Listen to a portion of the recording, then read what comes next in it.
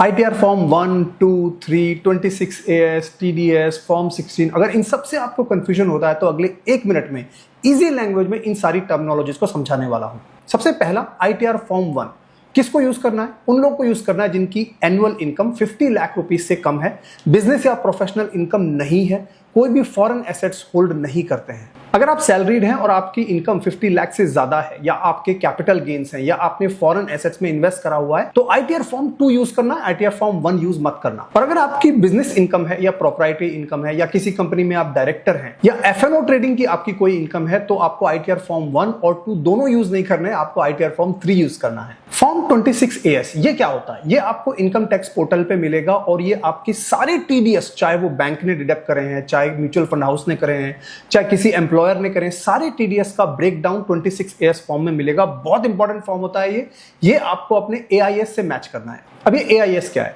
AIS मतलब आपकी पूरी इनकम टैक्स का चिट्ठा। इसमें आपको पूरी इनकम मिलेगी, सारी डिटेल्स मिलेगी, TDS कितना हुआ है। AIS को आपको 26 AS के साथ मैच करना है टू मेक श्योर कहीं नंबर्स में गड़बड़ी ना हो।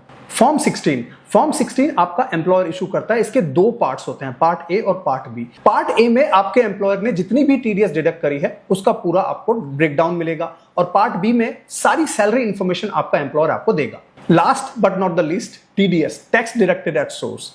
भारत में जैसे ही आपको कभी इनकम मिलती है तो उस इनकम पे एडवांस टैक्स कट जाता है, जिसको हम टैक्स डिडक्टेड एट सोर्स करते हैं। वो पैसा गवर्नमेंट के पास चला जाता है। और भारत में इनकम ही नहीं, कुछ ऐसे एक्सपेंसेस हैं जिन पे भी TDS करता है। जैसे कि आप कार खरीदने जाते हैं तो आपको 1% का TDS देना पड़ता है। तो ये कुछ इनकम टैक्स की टर्मिनोलॉजीज हैं जो आपको याद रखनी है और अपने इनकम टैक्स रिटर्न के फाइल करते वक्त यूज करनी है। अपने फ्रेंड्स एंड फैमिली के साथ जरूर शेयर कीजिएगा। I'll see you tomorrow at 9 PM.